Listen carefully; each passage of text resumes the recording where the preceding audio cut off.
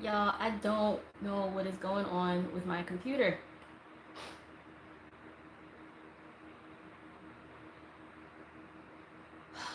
This is really annoying.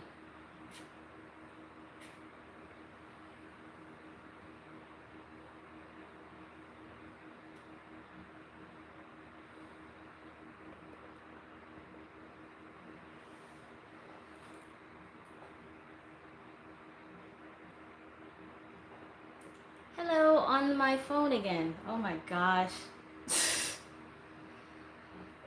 Let me adjust this. I don't know what's going on because I was up early to set it up and it was fine. And then when I tried to start it again, it said that I had to set it up, but I did it earlier and that's how I set up the going live stream. I'm so sick of this computer. Like, I'm not this tech person already. So I'm really confused. So what happened was, I don't know. I was up like 2 hours ago and I set it up, and that's why I was able to schedule it. I was like, all right, yeah, I'll try to schedule it from now on. And it was fine. And as soon as I'm ready to go live, it's telling me that I have to hook up the software. And I'm like, wait, what? I did. So I don't know. I don't know what's happening. Oh boy. So I'm going to close these tabs real quick because I don't know what just happened. So after I get off of this stream, I'm gonna try to fix this. I don't know why that keeps happening because it was fine the past 17 weeks. All right, so we're on my phone again. Let's see, I got my pimple here.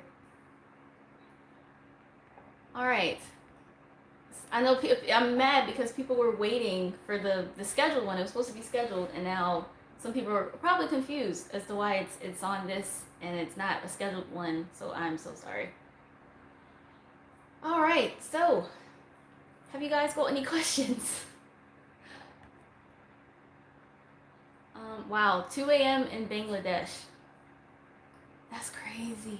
Yeah, I started to try to include other time zones instead of just saying going live 1 p.m. Pacific Standard Time, because other people are like, wait, so that's +4 minus the 3. So I'm gonna try to just include the general time zones for people who watch. Like, I remember shout out from India, shout out from South Africa, shout out from London. So I'm like, okay, I know they're watching. But wow, I never expected all that. Kiki Yon Suji, the Skype was fun. Yeah, I like, but I'm still not sure if Skype would be better than the Zoom, because with Zoom you could see more people at once and it was easier to tell who was talking because you could see like was like a yellow or a green box around the name when they spoke. But on Zoom it's just like, wait, who's that? Announce yourself. All right. Kundai Gogoma. Hi, Cece. Is it possible for you to recommend how much one would need to come to Korea for a month? Food, accommodation, clubbing, shopping, etc., and places you'd recommend to stay. For 1 month. I would say it depends on the time of year you go to, because certain months there are more stuff to do. Cheaper travel is definitely in the winter. Like, people just aren't as inclined to fly when it's winter time, so I would recommend flying out in the winter. But if you want to stay somewhere nice and go clubbing and shopping in Korea for a month, I'd probably say like a good $3,000 to $4,000 US. But it depends on how nice you want to stay. Because if you want to go to Gangnam, that's gonna cost you something. But if you want to be like somewhere low key in Mapogu, it might not cost you as much. So yeah, but clubbing is really cheap. Usually girls are free, and if you go before a certain time, it's like free. But for accommodation, that's probably what's gonna cost the most, because if you do like a hostel, like a cheap one, it could be like $20 a night. But if you want to get a nice place with some privacy, it's gonna cost you a little bit more. Oh wow, watching from France. Maydras. 3 p.m. in Alabama. Alabama. Oh, my lips are really dry.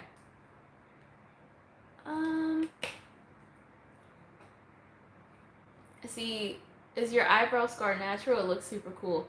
Well, it's a scar. I don't know how natural it is. I'm clumsy. Like, I hit my head when I was like 5. So, yeah, it's a scar, but it's not really natural technically. because I wasn't born with it. But yeah. Nia G, one of these days I'll get on Skype with y'all. I'm gonna do it again this weekend, probably tomorrow or Sunday. But oh, by the way, I finally filmed the Blood, Sweat, Tears dance cover. So I'm gonna edit that and upload that later today. I did 2 different takes because one, I was on the lawn and I noticed there was dog poop and I was like, I'm not getting on the ground when there's poop right there. So I had to do it again on like the sidewalk area. Yeah, so it'll probably be 2 different scenes kind of edited together. So hopefully y'all expectations aren't too high. But yeah, I finally did the dance cover.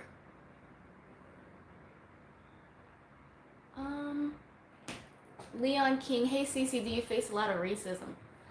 No, um, it's I get that question a lot because, I mean, I hate to say it, but as a black person, there aren't too many countries in the world that are overly welcoming.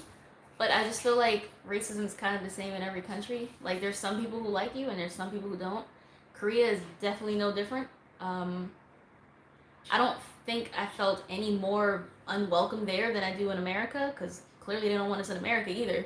So it just yeah, I don't think Korea is definitely not any more racist. It's just there's some cases of it too. I've never experienced it, but I have friends and I've seen stuff happen to them or heard stuff that happened to them. So it may also happen to you too.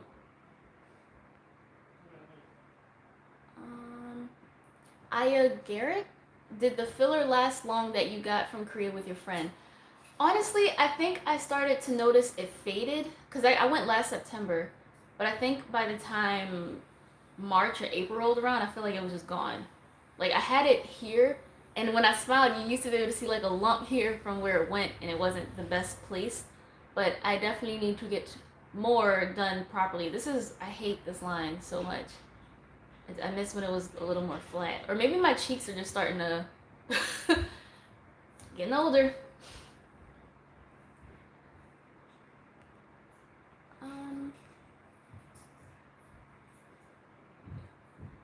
Yeah, they said what happened to your friend. I don't know what. I have a few friends. I'm not sure which one you mean. Um,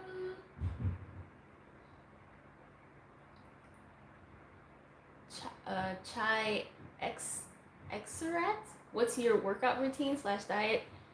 I actually don't work out. I don't work out. The only exercise I've gotten recently is learning these dance covers, but usually I do like to go hiking, but only in the fall. Like I don't like to do anything when it's hot outside. When it's summertime, I stay right here in my bed. So I don't have a workout. As far as my diet, I do intermittent fasting sometimes, but I don't eat the best foods anyway, so I guess I try to offset that by do some fasting. So sometimes like I eat hot pockets, I eat a lot of salmon, cereal, yogurt, granola with blueberries, things like that. My diet's pretty boring.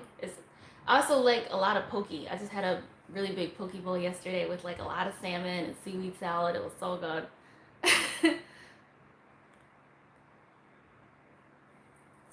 Aladdin, the fall weather coming through in the East Coast. Yeah, my mom told me. Here it's been like in the 80s and 70s, so it's cooling off, but it's still not where I want to be for fall. So, but I'm excited. Speaking of fall, my mail-in ballot came. Make sure y'all are gonna vote. So yeah, for the people who are here that are American and over 18, y'all are voting, right? Because we got like 40 days or like, I don't know. We don't got long. We got a little over a month before we can vote out the Cheeto. So yeah, make sure y'all vote. I got my mail-in ballot, but I really wanted to vote in person just to cover all bases. Oh boy. Heidi Pinedo, any news on your flight attendant job? Like I said, because they already started canceling, like American Airlines, they already started canceling their conditional job offers. They call them CJOs. The same thing's probably going to happen with United and other airlines the longer this drags out. So maybe I'm just being pessimistic, but I'm not. I'm pretty much expecting that job is gone. Like I haven't heard anything from them since March when they said, hey, because of Corona, we're going to have to delay training until the end of 2020 or early 2021. But I haven't heard anything since then, and I don't think anybody knew it would drag out this much because people don't want to put on a mask. So I pretty much consider that job gone. I'll let y'all know if I get an update, but yeah. There's a Facebook group I'm in for United CJO, like conditional job offers. People are just like, oh, keep hope alive. So people are still really optimistic. I just kind of don't want to get my hopes up anymore. I'll probably have to reapply when things get back to normal ish.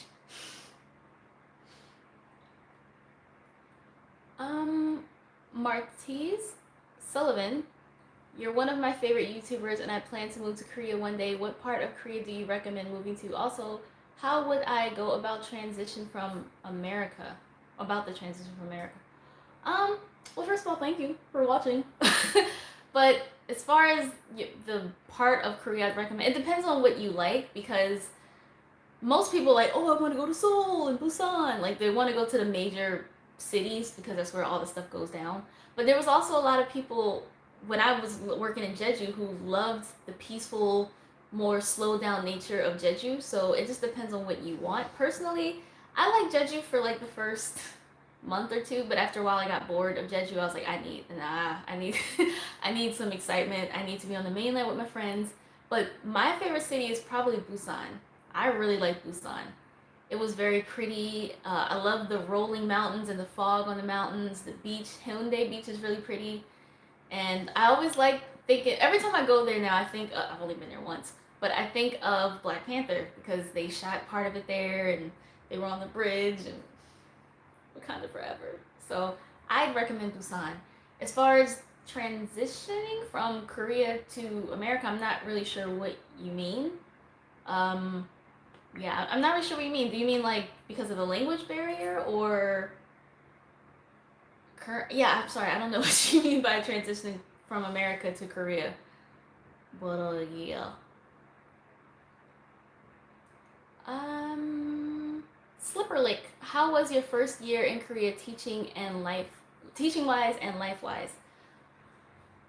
Of all of the 2 years that I was there, I feel like the first year everything went by the slowest, which is great because that makes the experience more memorable.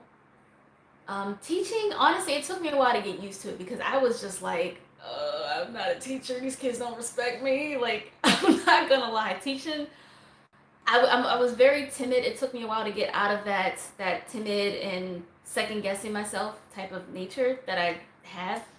Not as much as before I went teaching, but it took me a while to get used to that. And luckily, though, I got blessed with a really sweet co-teacher or mentor teacher. She took the lead until I felt more comfortable. So she's like, just watch me, watch how I do it, and then you can start to chime in and emulate and all that good stuff. So, yeah, the first year, living wise, though, um, honestly, I didn't really do as much in the first year, I think, as I did in the second year because I was more paranoid about getting fired. So I was like, gotta make the best lesson plans ever. But once I started to realize how lax everything pretty much was, I was like, oh, I don't gotta stress so much. So I think the second year I definitely got to do more and felt more comfortable in my role as a teacher. But the first year, it was really like I remember so much more because everything was so much newer. But they really do help you transition a lot. They help you with your immigration stuff. They help you with teaching materials. They help you with like making and meeting other foreigners and other Koreans who can speak English to help you. So yeah, it was really dope. Really, really dope. I hate doing this on my phone. I can't see like so many comments. Uh, Moses Bacon, you still attempted English accent. I don't have the time to watch your live, but here's a little something. Thank you. Yeah, he joined our Skype call on Wednesday, and I was there with two other Brits, I believe, and they were kind of trashing my accent a little bit. I'm addicted to the accent. I spent the last like 4 days binge watching British television on Netflix. It's the best thing ever. This show called Afterlife. This show with Ron Weasley from Harry Potter, Rupert Grint, was called Sick Note. That was really funny. And then these British crime dramas. So I'm absolutely addicted. And I try to talk like this, but I'm not that good. Yeah, alright, let me. Willow Rose. Wait, come back. Do you know the foreigners who don't work as English teachers in Korea? If so, what is it like in the workplace for them and what field do they work in? I get this question a lot, like on Instagram mainly. So there's a lot of people who want to go to Korea and work there as like a working normal adult, but they don't want to teach English, which is fine. It's just you would have to make sure you learn Korean. I've only met a few non English teaching foreigners. I've met two who were actors, like a little more like low key actors. There's this like British dude who does a lot of acting. There's this blonde haired woman I met. She was in that drama, what's it called? It's Mr. Sunshine. I met a girl in the military. Military is probably the next most common because then again, I'm not sure how much longer that's going to be the case because I know they're trying to roll back U.S. presence in Korea, but military is probably the second most likely job for foreigners who aren't English teachers. But if you want to work like a normal corporate job as a tax, what do they call them? What do they call the person who does taxes? I forget. Whatever. If you want to work like a normal corporate or cubicle type of job, you just have to learn Korean because that employer has to be willing to sponsor your visa. Accountant, that's the word I was thinking. An accountant. You just have to make sure that they be willing to sponsor your visa. So, and even when you're an English teacher, the school has to sponsor your visa. So you just have to, you probably have to be even better than Koreans because it's already a very, very competitive job field. So for foreigners, I would recommend to try to get into like the entertainment or modeling thing if you don't want to be a teacher, or military. That's probably the next best bet. Yeah. But if you learn Korean, you can get any job. It's just it's more competitive. Um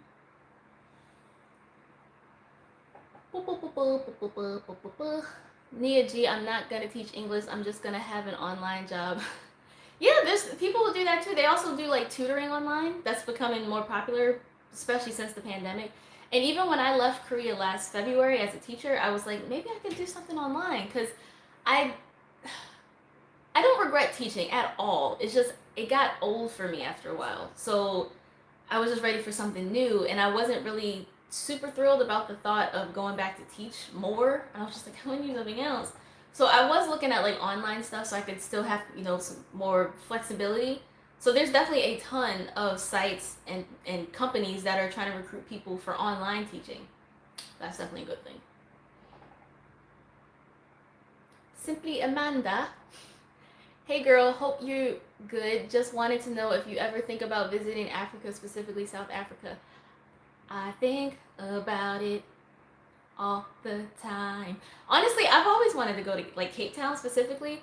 I I used to go on like Google Maps and like you can have the little avatar and drop them wherever you want. And in my mind, I was traveling. I first started doing that when I was like I think 17, and Cape Town just looks gorgeous. And then the accent, and then like Trevor Noah. So like absolutely, I would love to go there. There's so many places I want to go, and it's just not enough time. Like next year, I'm gonna have to fit 2 years of travel into one because this year don't count. It's just basically making it to 2021 without catching corona. That's all it is. Whew. RK, did you go to college to be a teacher? Nope. That's the great thing about teaching in Korea. They accept any bachelor's degree, any degree. Well, not an associate's. Only Talk program accepts associate's degrees, but other Hagwons and programs and stuff, they accept, any bachelor's, any master's, anything. You don't have it doesn't have to be like education focused or English focused. I met people who were psychologists, marketing, physics, English too, and I studied geology. I studied rocks. That does not translate well to English, so it really doesn't matter. Any degree. Muffin, it's almost October. The year is ending. Thank God. Yeah.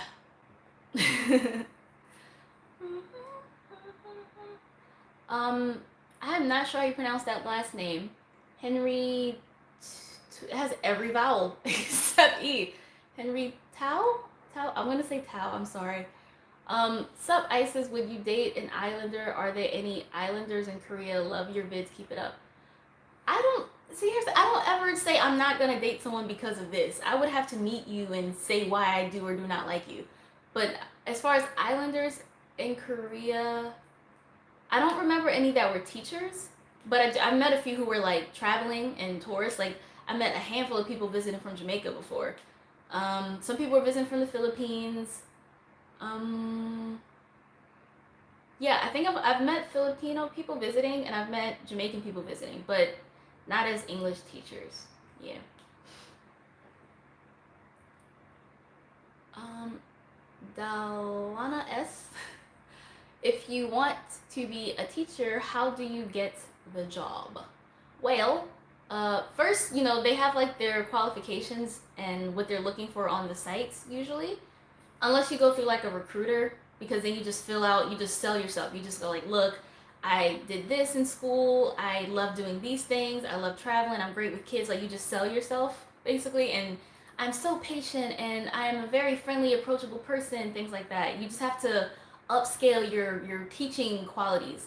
I adapt well when sudden changes. Like I roll with the punches. But yeah, they have like certain requirements. Like you have to be from certain countries. You have to have a degree. You have to not be a criminal. No record. Um, and I guess because they do reimburse you usually when you get there, or like they'll take it out of like your first month's pay depending on what kind of shady hogwan you're at. Because I've heard that happen to people too. But yeah, it depends on how you go about it. Because for me specifically, it was just I went to the website and I saw what they were looking for, and I uploaded my resume. I uploaded the mock lesson plans, submitted all my documents, and did the Skype interview. And they said, "Welcome to Korea." So it does take people a few tries though, because even when I was in the talk program, I met people who they applied twice and then finally got it, or like one time and finally got it. So it's got to be persistent, because just because they say no once doesn't mean they won't say yes the second time.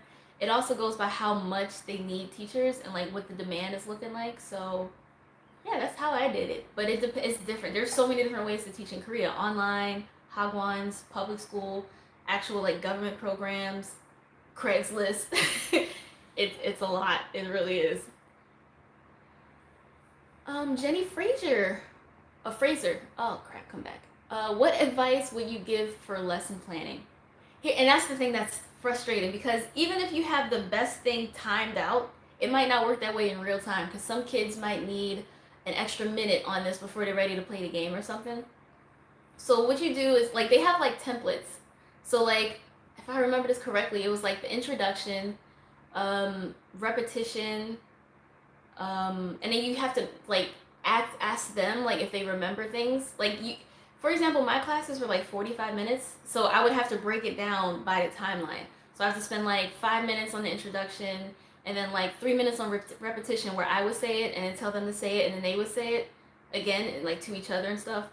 And I would try to like go around and get everybody to like say the new words at least once. And then usually if there's like a textbook, like if this is a curriculum that you're building a lesson around, then you have like the book section where there's like usually a video that comes along with that, and a workbook. So then you have give them like 20 minutes to get that out of the way. And then I usually end it with a game to like reinforce what we just learned, and then I give them candy at the end. So yeah, on the lesson plan, there's a ton of templates online that shows you. It just depends on the school. It depends on the curriculum. It depends on if it's a hagwon or public school. But yeah, they have templates online for what they want to. I didn't know that when I first applied, because I went on YouTube and looked up like English teacher in Korea lesson plans, and then I kind of saw a girl teaching, and I tried to like copy that on paper. Like, all right, so it looks like she does this first, then she does this, and then they ended with that, and that was how I made my first lesson plan. It wasn't the best, but I guess it was good enough. Nia B, how long does it take before you become a teacher, and what happens if you stop teaching and your job provides your apartment? Yes, love you, and a subscriber forever. Be a subscriber. Oh, thank you. Well, let me reread this a little bit. How long before you... And that's the thing, it varies. Like some people will know like 2 months in advance that they've been hired. Me, I only have like 2 weeks notice to know that oh, they want me. But I applied, like I started the process October of 2016, and I got hired January of 2017. So once I submitted, my passport, legal documents, the apostille, background check, and all that stuff, then I got my video interview hella late. Like a lot of people were on Facebook saying, "Oh yeah, I already had mine." I was like, I guess you don't want to talk to me. Like I just knew. I was like, well, I can try again in the spring, in the fall, I guess. But yeah, so for me, it took a few months. Some people were also last minute replacements because that's a thing too, where somebody is like, yeah, I'm down, thank you for the job offer, and then they don't show up. So then they have to replace you. And there was hella people who showed up late in our orientation. We're like, we got a new girl? Like we only got like 2 days left of orientation. So people were in that situation too, where they were just flown out last minute, like, hey, this person said no, or like their documents didn't come back up to date. Somebody's a criminal and they lied. So there were situations like that too. That ugh. That's why like it's really good to try to sell yourself as someone who's really adaptable and can really roll with the punches and doesn't freak out and have a breakdown when things don't go according to plan, because nothing usually ever goes according to plan when you're teaching. So that's one thing I would definitely recommend. As for if you decide to stop teaching and the school provides your housing, then you got to get out the house. Um, I've never seen anyone in that. Actually, yes, I have. One of my friends, former friends, we don't talk no more. She ghosted me. I don't know why. But yeah, she was in the talk program with me and the rest of my friends, and she had a situation where she hit a student, and she was fired and kicked out of the talk program. So she had to. They gave her like notice, like she had like 30 days or 2 weeks to get out of the apartment. So she's scrambling to find another job, and she was able to find some other Hagwon job. She moved to Seoul, and yeah. So if you are teaching and the school provides your housing and you stop teaching, you got to get out the house. They're not gonna like kick you in the street next day. Like they'll give you a little bit of time, unless you, yeah, they gotta give you a little bit of time. Even if you're like an asshole who just don't want to work, or you're lazy, or you just sick day. They're gonna be like, look, you're fired. Get out in 2 weeks. That's usually how it go. Yeah. I forgot about that. Yeah, she hit a student. That was crazy.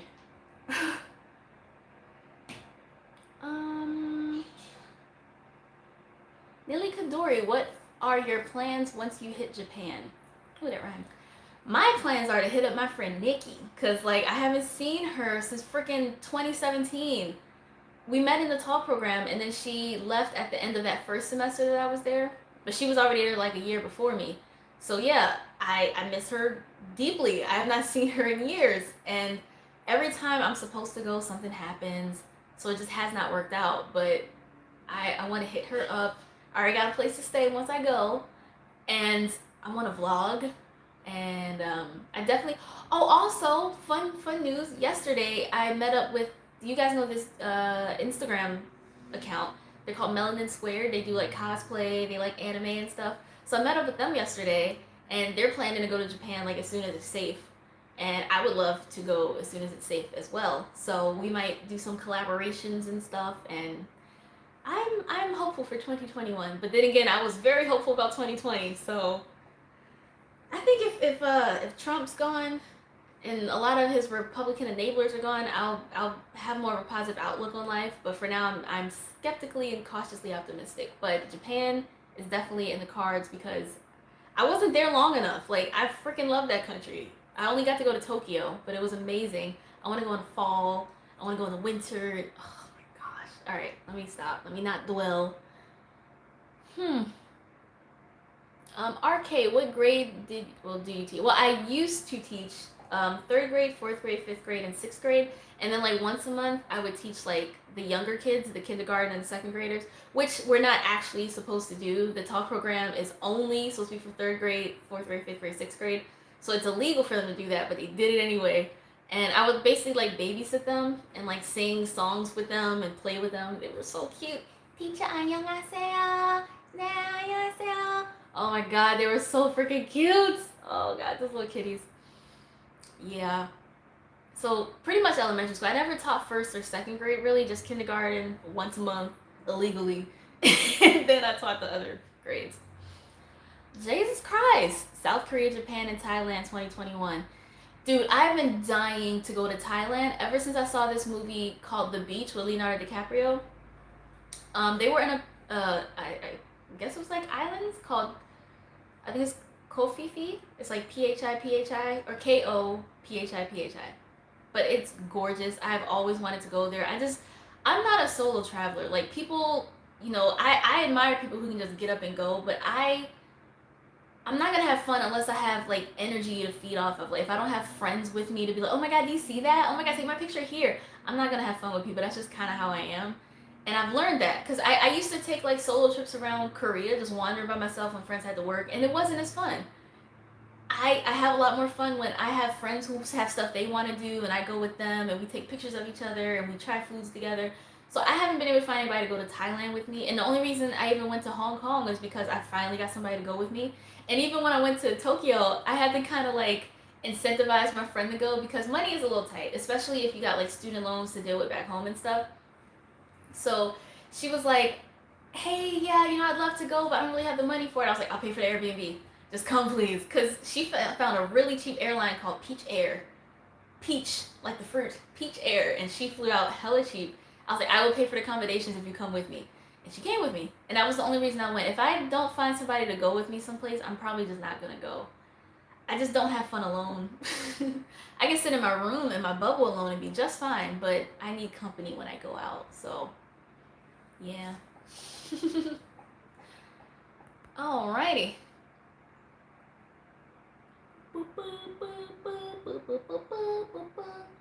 Yo, can I just mention, I was in the best mood today before, like an hour and a half ago, when I found out that Dao Kim, now I already knew he deleted his apology videos like a few weeks ago, but now he posted like 5 videos in the last 2 days saying that he was forced to make those admissions, that he didn't do anything wrong. They forced him to apologize. Who is they?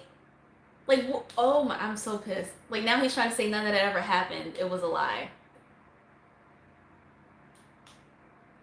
I was in a really good. I mean, I'm not in a bad mood, but I woke up like I'm walking on sunshine. I was really happy, and then when I saw that, they were like, "Oh my god, did you hear? He not only did he delete his apologies, but now he's saying he never did it." I'm like, what? So I feel like I want to make another video, and I can't let it end on, because I made a second video where I was like, well, at least to his credit, he didn't say that they were lying about the whole thing. Now he's saying just that, and I can't let that be the end of my what I say about him, because now he's a full-blown asshole. Like he's not even trying to hide it. And there are YouTubers in Korea who wanted to speak out, but he is so quick to try and sue people. That's how I found this out. One of the YouTubers, he was like, hey, did you hear? And I was like, hear what? He was like, oh, not only did he delete his videos, but now he's saying he never did anything, and they forced him to do it. Now he's saying he's going to be a better Muslim and a proper Muslim, and he doesn't want to say who they are, but they made him do it, and he didn't do nothing wrong. Trying to be zen. Really trying to be zen, but it's really hard. Just imagine committing a crime, and all you got to say is you didn't do it, and they're like, oh, well, he said he didn't do it, so case closed, case dismissed. Because that's what's happening with this dude right now. He has not lost like any subscribers. He went up, if anything. It's crazy. Oh man. So I've been thinking about making another video, but only if she wants me to, or if she allows me to, but I'm not gonna like say something without talking to her more about it first. But they are trying to track down his wife that he didn't tell nobody about, to see what she got to say, because he's like, oh, I did all this stuff while I was drunk. That's the thing too. If you really did all this and don't remember doing it because you were drunk, how do you know you didn't do it? How are you gonna say they made me do it? I didn't. Mind you, he's on a TikTok video, balls and ass out, and they blurred that because you don't want to put that online. But so how do you end up as a grown man with your pants off at the bottom of the stairs and your underwear off and you ain't do nothing? Makes no sense. I'm.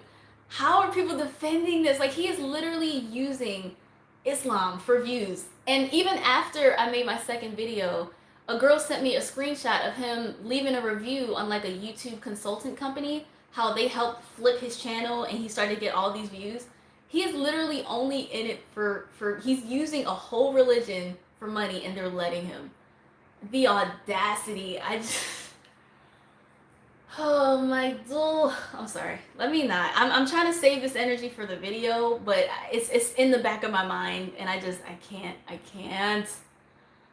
Oh my gosh. Sorry. I let that out a little bit, my bad. Oh, Henry, I do gotta know how to say your name. I'm so sorry. It's like Henry Tual. You gotta let me know how to pronounce your name. Hey again, Isis. What's your take on Breonna Taylor's situation? Glad you're putting up good content and taking all those hours and time to edit. Why, thank you. That's very sweet. As far as Breonna, I hate to say that I'm not surprised. The fact that there was a guy, a protester, who like allegedly shot 2 cops, and he's held on bond for like $1 million right now, and he's charged with like 14 accounts of wanton endangerment, and some other stuff. Both of the cops are in stable condition, like they're not gonna die, but they got charges against him. That was easy, and he's a black dude. But the 3 officers that went into this woman's apartment and just shot it up, no charges. Like they care about the walls more than they cared about the fact that she was shot, and the fact that even the report, I guess, like what happened, they said that there were no injuries when they listed it. A whole woman died. I hate to say that I'm not surprised. It doesn't make it right, but I'm not surprised. So yeah, now there are protests nationwide, and they're holding these protesters to more accountability than they are to the officers. I don't understand that. And then this is another thing that kind of ties back into what I was talking with Melanated Squared yesterday about, how they're so eager to get out of America and they can't wait to go back to Japan, and they're black girls. And a lot of people are like, well, you're black. Why do you want to go to a country that doesn't accept you? It's like, do they accept us here? We were born here and they still don't give a fuck about us. So where can we go where they love and accept us? Like, there are very few places that are like that in the world. So that gets on my nerves, how people are like, well, if you're black, you should stay in America. They don't even want us here. What's your argument? You see how... I'm sorry. Going to get upset. I don't want to get upset. It's Friday. I'm trying to be happy, or happy-ish. Henrik Michelson. Greetings from Finland.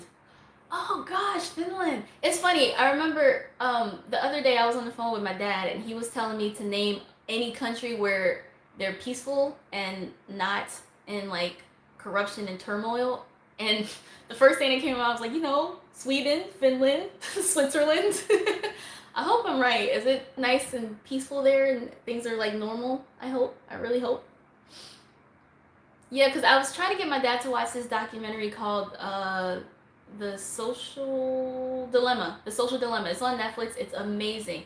So if you guys haven't watched it, I highly recommend it.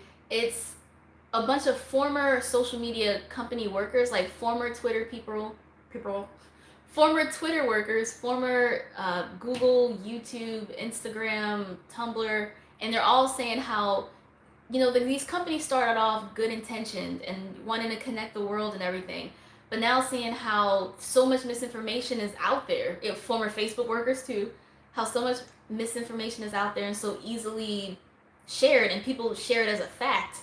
And the people get depressed when they're scrolling on Instagram because they're like, I'm not on a beach in Maui right now, I'm at a desk, I'm working.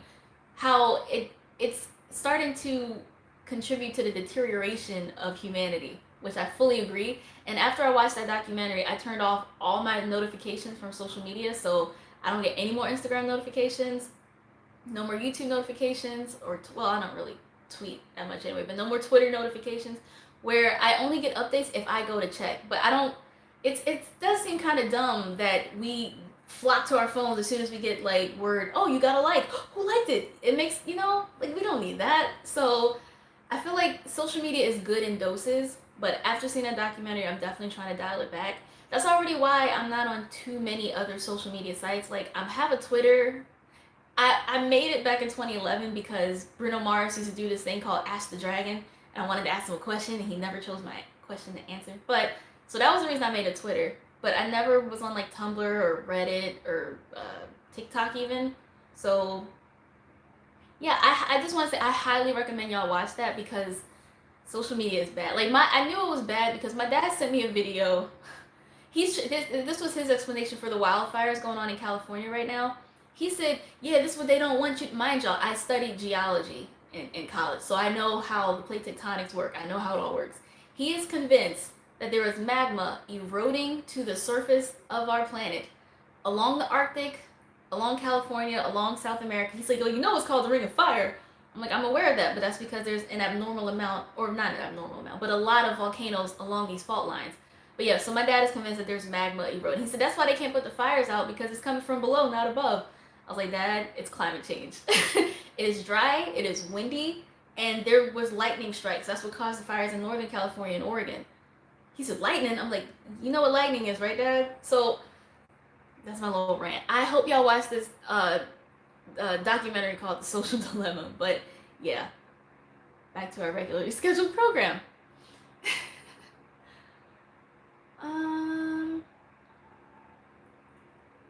Okay, part two to this question because I didn't understand. Martise Sullivan, the transition as far as moving to Korea. I'm 18 and in college. Moving there has been a dream since I was in the 9th grade. Your videos are outgoing nature and really encouraging and inspiring. Aww. Well, as far as transition goes, like they really do set you up with all of that. The only thing that I would recommend doing on your part is to learn useful apps that might, well, then again, if you're 18, apps will definitely be newer, more updated by the time you can teach there. But learning Korean will definitely go a long way. There were a lot of people who went to Korea and knew no Korean. They literally were like, "What does this say?" And they couldn't even write their name. They couldn't read Hangul, which isn't super necessary. It's just really helpful. There were a lot of people who couldn't really get around as easily in Korea because they couldn't even read the signs to ask, 저기요, 어디 가요? Like, they were like, huh? So there were a few people, one girl in particular, who used to try to speak to Koreans really slowly. Like, I looking for restaurants, and they're just like, the fuck? Like, I don't understand your language. I'm not dumb. So you don't want to be that person. I would just say on your part to know a bit of Korean, but they set you up for all that stuff. They set you up for your bank accounts. They set you up for your immigration and stuff, your visa, your apartment. They even, like, for me, they even show you the route of like how to get to work and from work. So like, especially at my second school, like they took me to the bus terminal and showed me like which station gets me there the fastest. They're really, really helpful with that. Like, they need English teachers. They want you to want to be there. They don't want you to get there, hate it, feel like it's not worth it, and go home. Like, they need English teachers. It's a business language, so they want everyone to learn English if possible. So they really do set you up with a lot of that for you. I would just say get pretty good at Korean. Yeah. Alrighty. RK, if you study geology, what did you want to become and what made you decide to be a teacher? So here's the thing. Since I was 10, I actually wanted to be an atmospheric scientist or a meteorologist.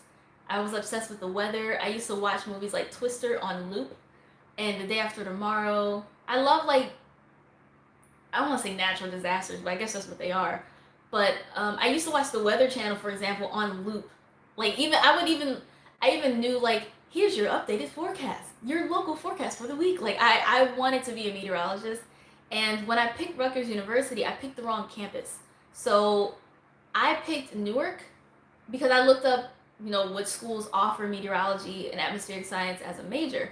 And Rutgers, they didn't specifically say the campus, so I thought it was offered at all campuses. I didn't know any better. I was only 18. So I picked Newark instead of New Brunswick, and then I realized, oh shit, that's not here. I will have to move to New Brunswick and transfer to New Brunswick if I want to go there. So one of my professors convinced me to switch my major to geology because he said, well, you can get, jobs in meteorology and atmospheric science with a geology degree, but also you got more hiring potential with a geology degree. So I was like, that makes sense. And after a while, I was thinking about being a petroleum geologist, but then I don't want us digging up more oil. So I just started to teach. I just started watching YouTube videos about people who came to Korea to teach, and I was like, I want to do that. And it got to the point where school, it was just more about getting through it and not really looking forward to the career. So yeah, that's probably a little anticlimactic, but that's like, it is what it is. totally unrelated. I just went for it one day. Um, I am underscore Vush. I love watching your channel, Cece. I'm African. I will like to perfect my English like yours coming in November to South Korea. Oh, you're going to South Korea. I would say be careful because they are quarantining a lot of people for like 14 days minimum, and then you got to pay for that. So that's another reason why I probably won't be going back anytime soon because Corona's out of control. It's not getting any better here, at least in America.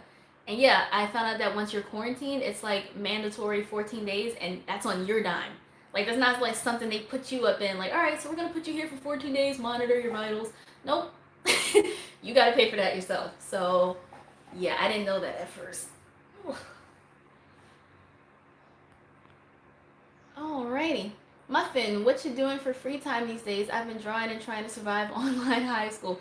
Dude, I can't imagine having to go to school exclusively online. Like, I feel like in theory that sounds nice and I have to wake up and be around people. My introvert side is jumping for joy at that. But it's hard to stay motivated. I can't imagine how people stay motivated when you just wake up and you're like at your desk in your room or in your bed and you gotta. I couldn't. But as far as what I'm doing these days, really not much. And that's what kind of worries me because when I was YouTubing and actually able to go out and do stuff, I had more to vlog. I had more to talk about. Now I just have to like try to space out my story times because I don't want to run out of content before I can make new memories for new content. So all I'm doing these days is watching Netflix, anime, and football. Football season just started. Um, I think yesterday was the first time I got out of the house since San Francisco. Yeah. So I'm looking forward to making content with them too because they do anime and cosplay stuff, and I've always wanted to try cosplay.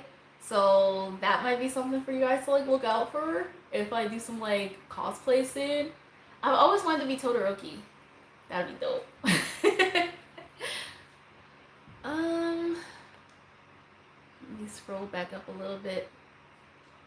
Kali Omar, any tips on how to gain friends that are Korean or live there? I'm from Sweden and would love to visit/study abroad in South Korea in 2021. There are a ton, like a ton of Facebook groups for like meetups, especially in Seoul, where like Koreans are like, oh, I want to practice speaking English with a foreigner. And they love having foreign friends like short term, like this is my foreign friend from insert country here. But then after a while, it kind of dies down, at least in my experience and from most of my friends. But yeah, aside from like clubbing, because that's like the best way, there's definitely a ton of like online groups on Facebook, probably Instagram now these days too. And I still get email notifications of like meetups and stuff that are planned in Gangnam, and I'm like, I'm not even there. But yeah, there's definitely a ton of groups for that where people want to hang out with foreigners and they want to practice their English and want to learn about a country that's not Korea. So I would definitely say to check out those groups. I don't know why I got my tweezers in my hands. I just need to hold something. I don't know. Stina, what's the best and worst thing about living in Korea as a foreigner? The best thing by far is you are not held up to the same standards as everyone else. Like your work won't be as strict as you. Like it sucks, but like for example, one of my friends, Bria, my homegirl, she usually works from like 2 to 10. That's like her teaching schedule. But once 10 hits, she can go. She can go home. But her Korean teacher, the counterparts, they will be there until like 2 in the morning finishing up paperwork and stuff. So you can get away with more in that regard as far as work related stuff. Or like when you go out to eat, or if you're trying to speak Korean to someone and you don't speak it, the formal way like you're supposed to, they're probably more likely to forgive you. Like, oh, I guess they don't know. They won't really take it as like disrespect because if you're Korean, you should know better. So that's probably the best thing. Your work is a lot more laid back as an English teacher. I'm sure if you're in, corporate Korea, it's very different. But the worst thing is just being a foreigner. The fact that people just stare at you and point and on the bus, that gets old after a while. It's just like, give me one day of just not being looked at. Just one day. that gets annoying. I mean, it depends on the type of foreigner you are. Like, if you're a pale skinned foreigner, you might not get the stares, but if you're a melanated foreigner, then you're it's and they're not even subtle. They don't even try to hide that they're looking at you. They would just and follow you. That's definitely the worst part. So being a foreigner is literally a good and bad thing. It's literally, it has its perks, pros and cons. But I don't like being stared at. So yeah. Brooklyn Knight, how can I become motivated enough to learn Korean? I use song lyrics. Like, song lyrics really motivate me because once I hear the song, the like Korean song, and I can actually keep up with the lyrics and I know what they're saying, that is hella motivating for me. Like, when I finally learned Black Swan, for example, I was like, I know these words. Like, it just, I don't know, like, that motivates me a lot. And then when you start to hear people speak Korean and you can pick up words and understand what they're saying, that is the most, you're like, oh my god, I know what they said. Like, it just makes you feel smart. Feels like it paid off a little bit.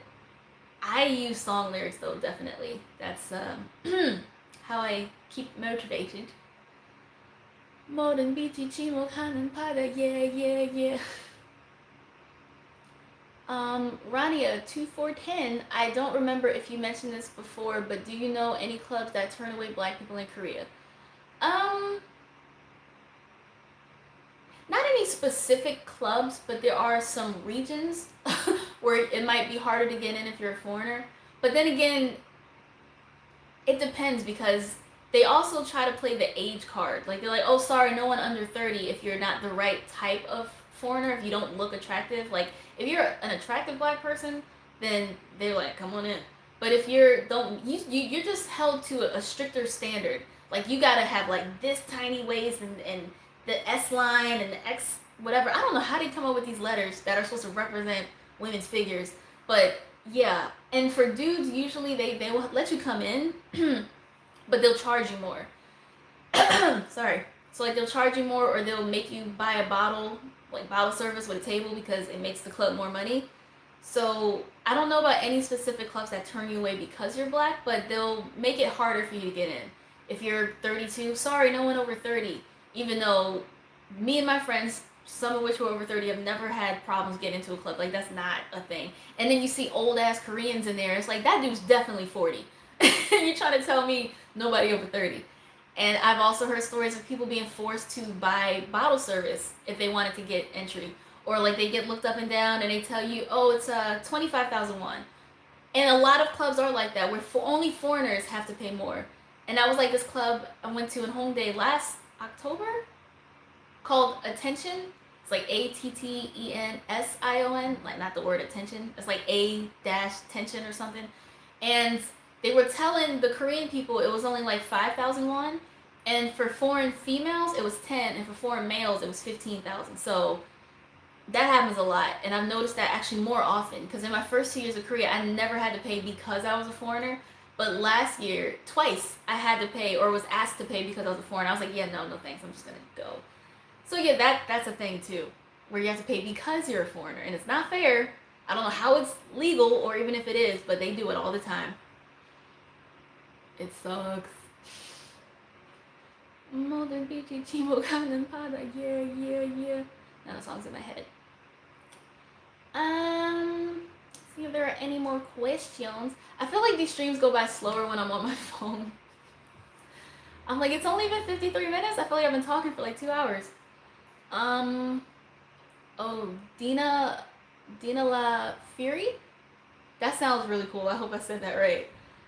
Do Koreans try to feel and touch the texture of your hair, or just try to touch it?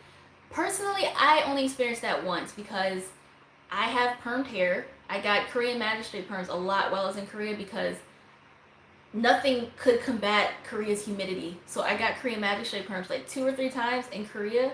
The only time it happened to me was when I twisted up my hair before my Hong Kong trip.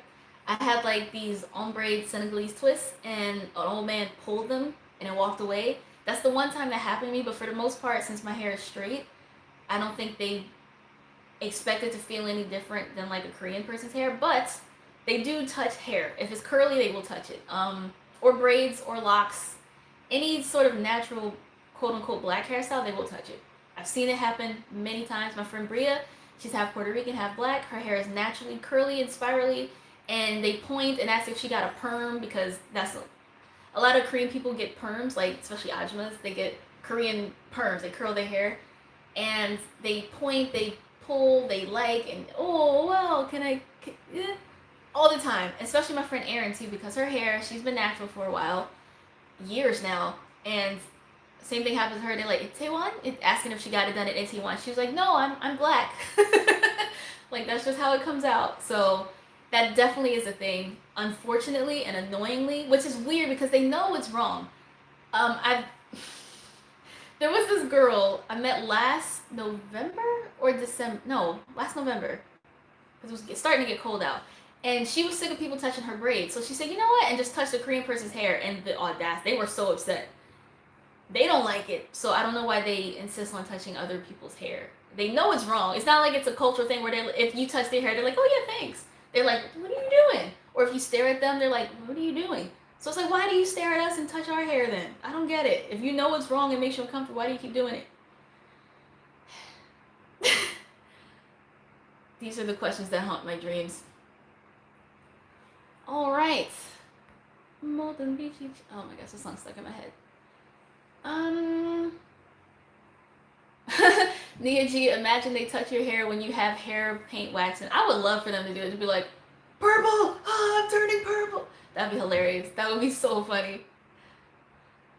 Oh man. Stina, what's the next country you want to go to? It's hard to pick the first one next. Like, I do want to get back to Korea, visit my friends, do some vlogging, but I also want to get to Japan because it's been like 3 years since I went there.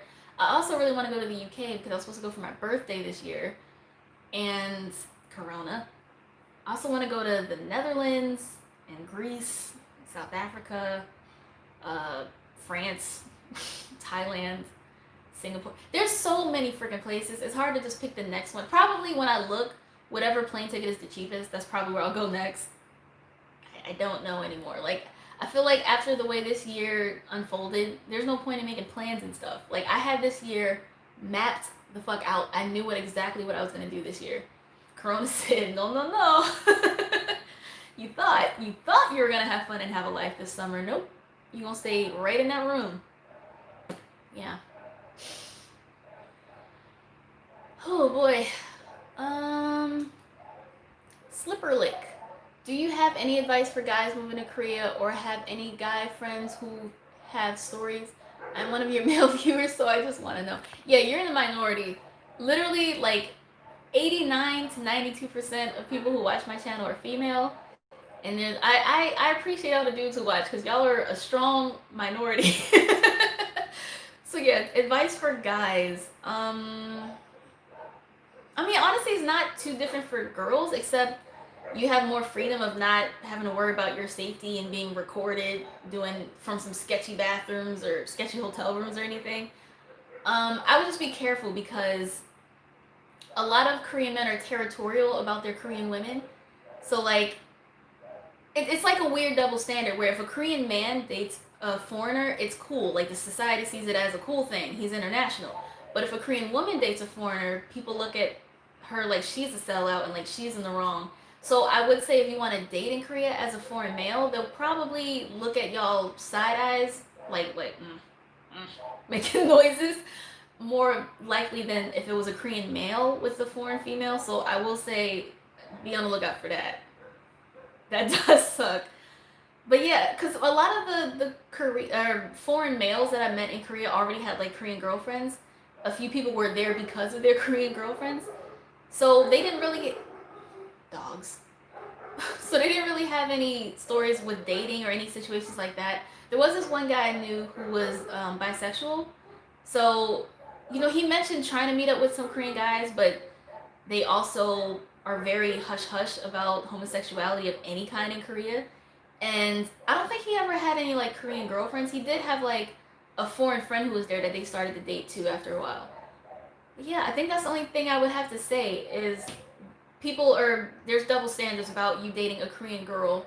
People look at y'all like, It's so frustrating and so annoying. It's kind of how it is with black people. Like, if you look at a black dude dating a non-black girl, people are just like, okay, I guess. But, and don't get me wrong, there are black women who are like, don't of course.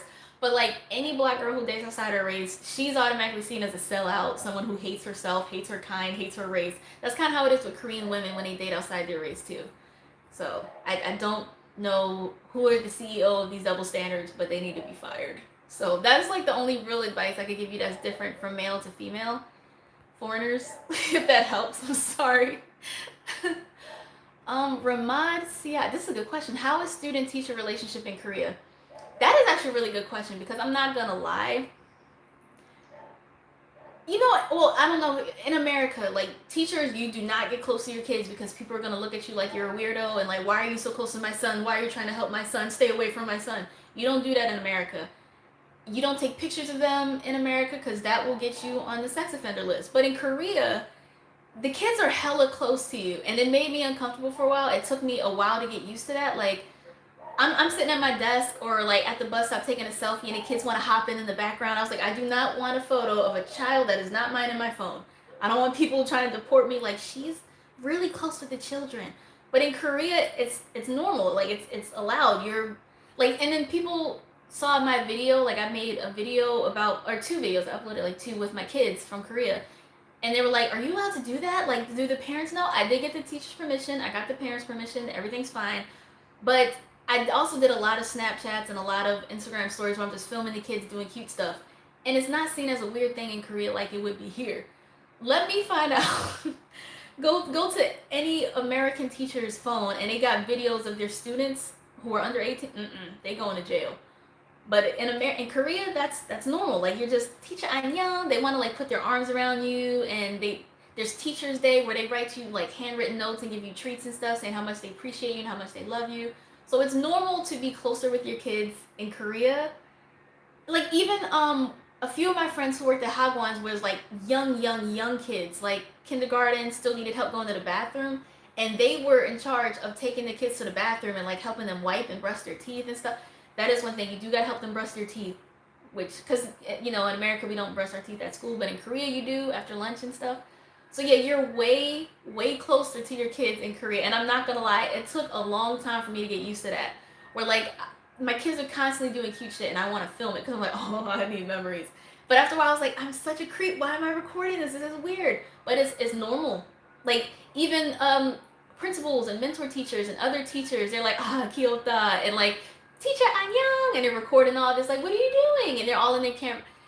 You're really close to your kids in Korea, and it's normal. So don't freak out. It's more normalized there than it is here. So that's a good question though, because that definitely took me a while to get used to. Definitely. I was just like, I can't have all these kids on my phone. And now it's like, it's a fond memory when I go back and scroll through. I do miss the kids. I think they're what I miss the most about teaching. Even the hellish days when they just didn't want to do nothing. Teacher shit'll put their head down. Even those days. I miss those days too. Brooklyn Knight, yes, mentioning the teacher thing, my first day in my freshman year of high school, my teacher hooked up with a student. It was her first year there, especially the first week of teaching. Ooh. But that does remind me, I went to Franklin High School in Reisterstown, Maryland, and we had this teacher named Mr. Hanna. I think I had him in the 9th grade. He had this big nose. He was, a lot of students like, Mr. Hanna's so hot. I'm like, is he? He's not. But he was really close to kids. Like, they would be hanging out in his classroom after class was over. He'd be like watching them practice at sports in the field in the back. They were really close and getting extra help and all that stuff. So while I was in Korea, I was scrolling on Facebook and saw that he moved from Franklin High School to, I think, was it Owings Mills High or Newtown High? Somewhere in like the Owings Mills, Reisterstown area.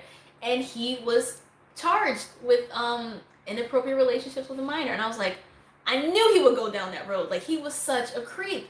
Apparently, he like gave a ride to someone who was in like the 9th grade or the 10th grade or something. So yeah, in America you can't do that, but in Korea it's a little more normal. Yeah.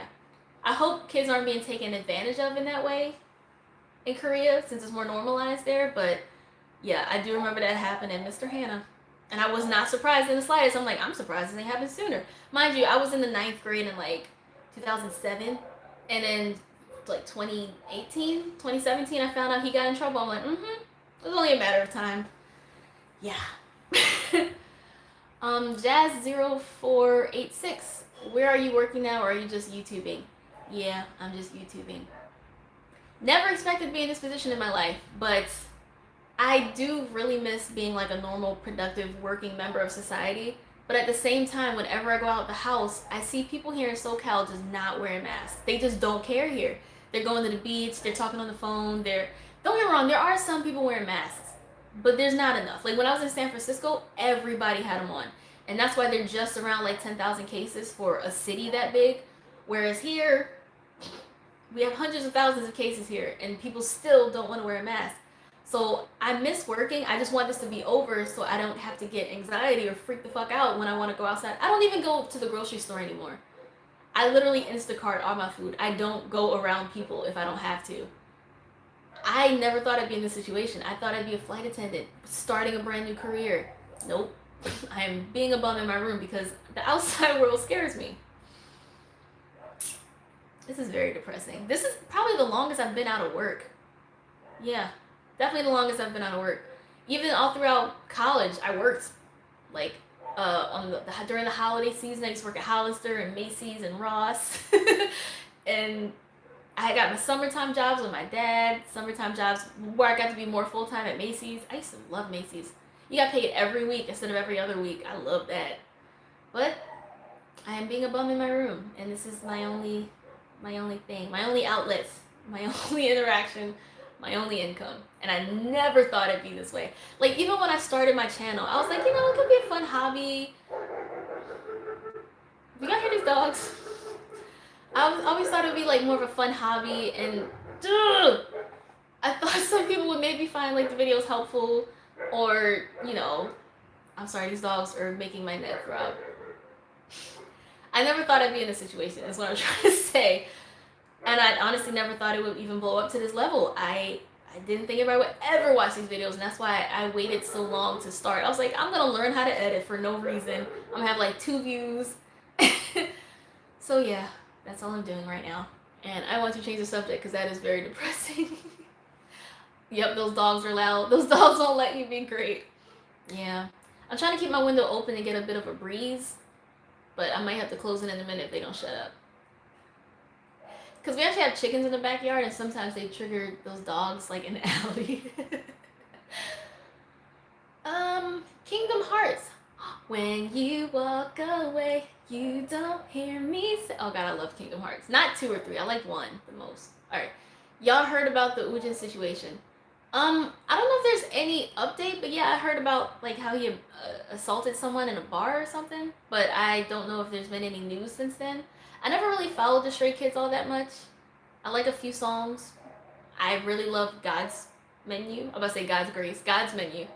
Yeah. And I think that their newest one isn't too... That Backdoor? I'm about to say Backtrack. What is wrong with me? Yeah, I like some of their music, but I don't know about any newer updates. Yeah. I'm still trying to learn all the members of Super M, because I saw they performed on Ellen, and I only know people from like former groups. Like I know Taemin, Kai, Baekhyun, and I know Mark because he's in like all the NCT units. But I don't. There's a 10 or something, a Taeyong, a Lucas, and I think that's it. But yeah, people were trying to like help me learn the members because I don't know all their names. I want you. Tammy Jones Gibbs, have you thought about teaching Korean on your channel? Well, I do a thing with my channel members where I try to like... I'm gonna get back to that comment. Where I try to like tutor a little bit, where we try to practice, but the thing is, like, so many people have different levels and stuff, so I don't really know where to start. So that's why I just kind of offer it a little more low-key, because I'm not a great Korean teacher, because I'm not great at Korean, but I feel like there's some things that I might be able to help people learn. But I feel like if I dedicated whole videos to teaching, I'd be a fraud, because I don't know Korean that well either. But, like, I do have... Hold on. I'm gonna show you. Where we did practice a little bit at Hangugo. Where I was teaching people like how to say their names, Koreanize their ages, some sentence structure stuff. But I'm really not all that great, so I don't feel qualified to make full videos about how to learn Korean because I'm still learning myself. Yeah. But yeah, I just gotta get back to that comment about she trying to troll me a little bit. Crispy Chan, you mean sperm. Yeah, because Kai posted a picture and I'm just scrolling on Instagram and I see Super M, but when I saw it fast, I thought it said sperm. So I see what you did there, calling me out a little bit. Shigaraki's lips, Ellen's still around. Yeah, that surprised me too. She just had like her first welcome back show a few days ago, I think. People still watch her. I mean, I never was the biggest Ellen fan. I used to watch like some YouTube clips depending on who the guest was. Like I watched when BTS was there, when Super M was there like the first time. You know, some of the more touching stories too, and some of the viral stuff. I used to watch her play like Would You Rather with celebrities, but I never watched like a full episode of Ellen. So I don't think that's gonna change much. But yeah, she's back for now. We'll see how long that lasts. I want you, I want you, want you, I want you, I want you, want you. Wet Food D, where's the Discord chat, guys? I can't find it as a member. Yeah, it's on the community tab. I reposted it like to try to refresh up the link a little bit. So once you go to the community section, if you scroll down a little bit, because I haven't posted since then, you should see the link there. But once this live ends, I'll repost it there so you can find it. Yep.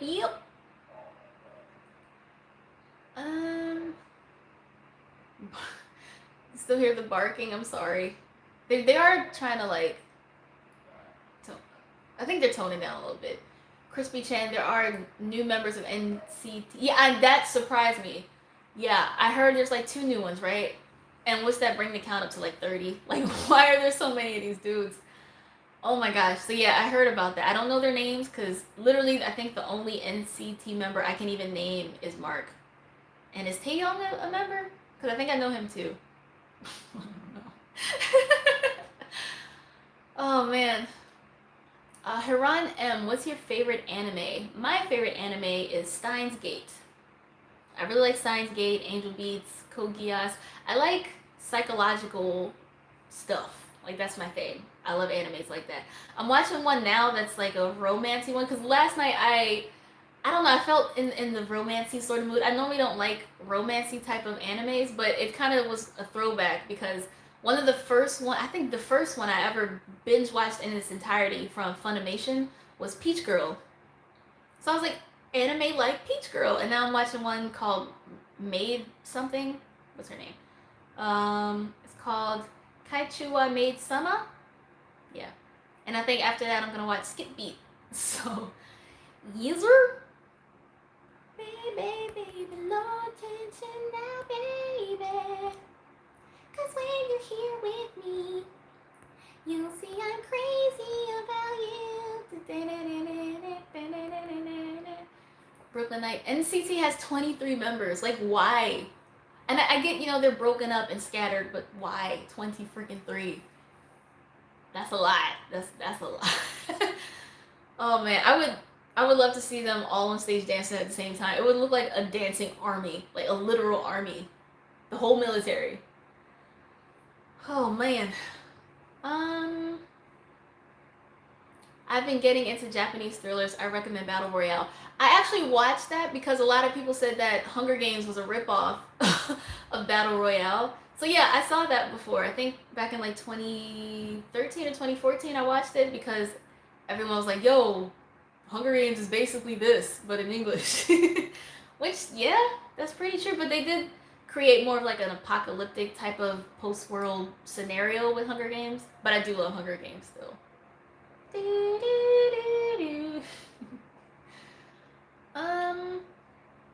Do you watch Hiran M, do you watch K-dramas? Not anymore. I used to be like neck deep in Japanese anime and Korean dramas. I think from 2014 until like 2016, all I watched was literally Korean television. I watched like every episode of Running Man. I know it's a variety show. Um, season 3 of 2 Days One Night, which I am still really pissed off.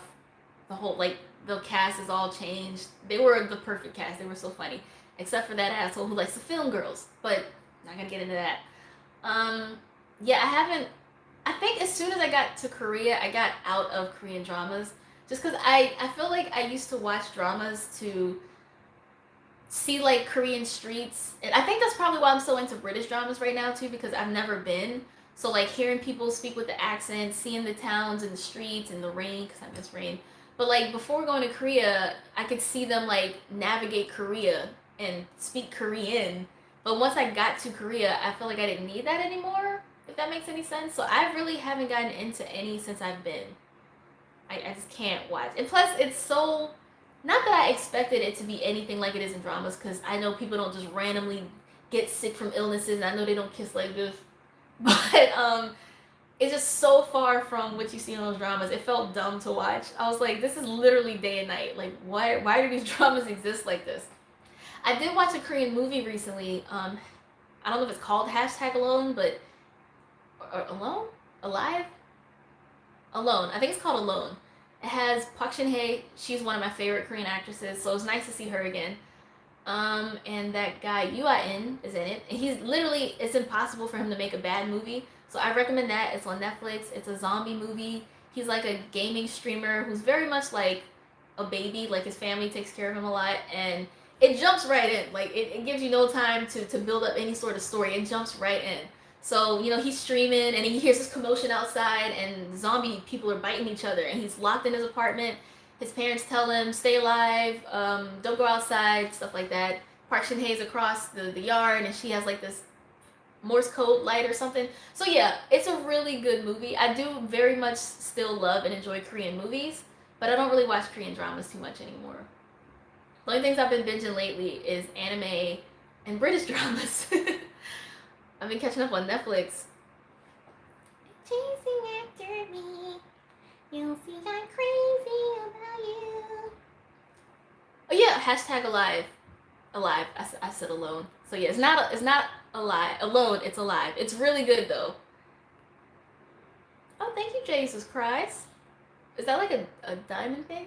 See, that's the good thing about being born in April too. We have a diamond for a birthstone. It's the best one ever. Rania 2410. I just added that movie to my list. I can't wait to watch it. It's really good. It's pretty good. I mean, it's not Train to Busan zombie good, but it's still pretty good. And I heard the sequel to Train to Busan isn't that great either, so I'm disappointed. I tried to watch some of it, but I couldn't get into it. I feel like with the sequel, they spend too much time trying to like pander to foreign audiences. Like, there's a lot of unnecessary and awkward English dialogue, and I'm like, y'all just trying to make us like it. Like, the original was so much better. Oh my gosh, I really like that one.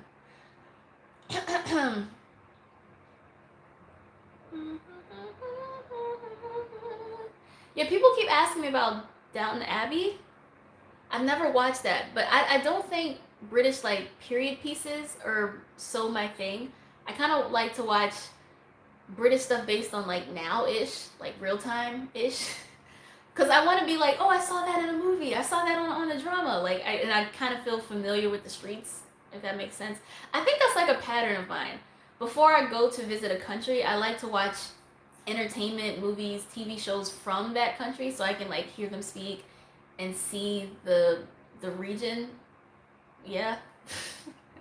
Even like when I finally got to go to Japan, even though it was only animated, but I was like, wow, like it really looks like this in real life, like the long streets and the I don't know. I really don't know what I'm saying. Like the like alley streets when you see kids walking home from school in animes. It's like that in real life too. Hearing the loud cicadas in the summer, I'm like, dude, they're really that loud in real life. Oh my gosh. So stuff like that is kind of cool. I hate having to touch the screen every time to open up the comment again. Oh, Jesus Christ. I watched Forgotten, and it was pretty good and suspenseful Korean drama movie on Netflix. See, movies, keep them coming. Give me movie recommendations. I love watching some movies. I just watched The Devil All the Time with Tom Holland, and it was quite good. He has a really good southern accent. He has a really good southern accent. I was impressed. And Robert Pattinson's there, but I never liked him. I was always Team Jacob anyway. But yeah, so I love watching movies. I don't really do dramas so much, but that is definitely one I would probably watch today. I love Korean movies. I feel like I'm starting to sink in my bed because I've been sitting here so long. Sorry. All right. Do you watch Black Summer? No, I don't know what that is. Yeah, I don't know what that is. Winter Bear. Wait, Cece, can you turn your phone upwards? Make it vertical? But I think that'll be hard for me to see the chat, though. I don't know. Wait, so should I keep it horizontal or should I turn it vertical? Or maybe I can, like, experiment and then go back if it's not good. Because I thought this would be better to see it. Try it? Alright. Okay, so okay, let me adjust. Let me not ruin this. Ooh. Okay, hold on. I will try to turn this and hope this works better. But the only thing is the vertical, it'll be, yeah, if I, oh no, it's telling me I have to rotate my device. So I can't, unless I stop the stream and start again, I can't do this. It says to, crap. All right. Okay, it won't go back. Yeah, I have to keep it like this because I started the stream like this. Sorry. All right, yeah. So it won't let me.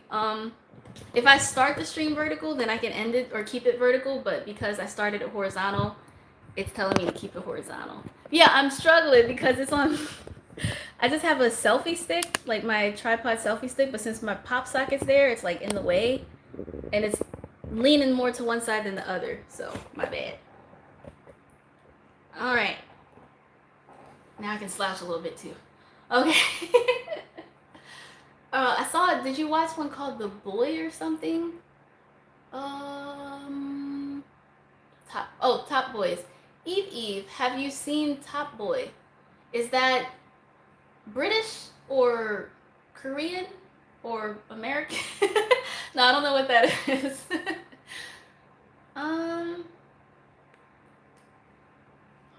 Top Boy. Posh Ann. Top Boy shows how England is really like. Is that on Netflix? Okay, that'd be dope. Jesus Christ. I want to start watching Lovecraft Country on HBO, the black sci-fi horror show with Jurnee Smollett. Wait, what is that? That sounds kind of like, well, it's not really sci-fi, but I just watched this movie called, what's it called? Antebellum with Janelle Monáe, and I'm really disappointed because, like, the plot sounds amazing, but they did not execute it well. It's some Jordan Peele type stuff. I mean, like, this girl, she's a successful author. She's making her rounds on, like, CNN, speaking up on behalf of, like, black people and social justice and everything. And she wakes up one day on a plantation and is run by white people and other black people are slaves again. It sounds a really good plot, and that's why I was so disappointed by how it played out. I was like, this movie was dumb. Dang, like, it sounded like it was going to be so good, but it didn't end up that way. I'm going to watch Top Boy. That sounds interesting. Huh. Pamela Hobbs, by the way, who won the contest.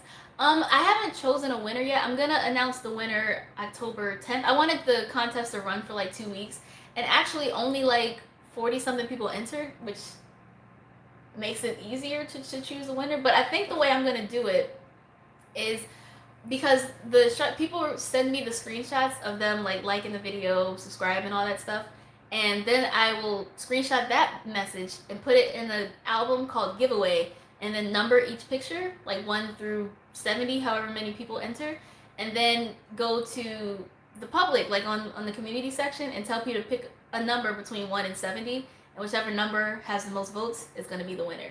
I feel like that's the best way to make it the most neutral and the most not biased. because some people have been sending some really sweet messages along with this is my entry and I love you from day one. And I'm like, oh, like I wish I had more boxes. I only have one. So that way I'm just totally neutral. I don't want to pick a favorite. I'll just leave it to chance. That's like how a proper giveaway should be, right? So I'm thinking that's like the main way I can make it fair. Pick a number between one and however many people enter. Whatever one gets like the most votes or the most numbers, I think that's fair. But yeah, there's no winner yet. It's still like one more week left. Mectus Marie, wait, what contest? Yeah, there's in my most recent video, the story time, the 2 story times, I'm doing a giveaway. So it's, yes, a giveaway. It's from Skinstar Box. It's like a box of Korean skincare stuff, and I'm going to give it away to someone. Yeah. I want to try to do them like once a month though, because they keep sending me these boxes, and I still got that box full of like 2 months of stuff, and then I got this 3rd box that my tripod is sitting on. So I'm gonna give this box away because I don't need it. It's too much stuff. So yeah.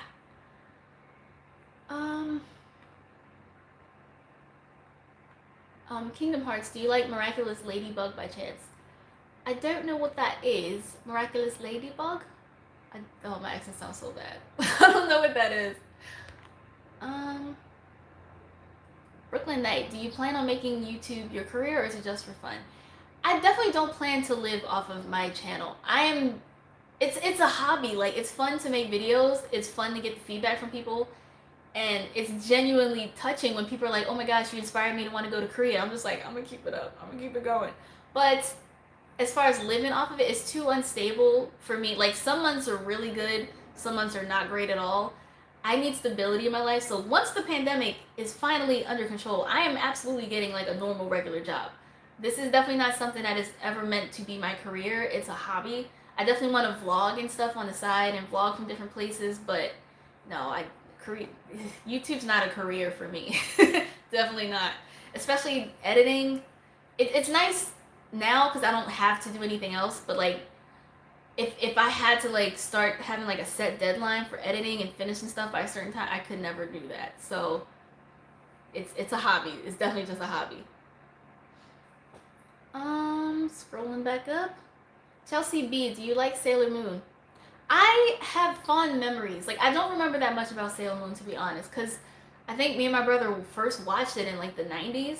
And I remember for some reason, this is like what comes to mind when I remember Sailor Moon. My brother decided to drink sugar water because I don't know all their names, but the one with the short black hair, and she had like the blue. I think she's like the blue color.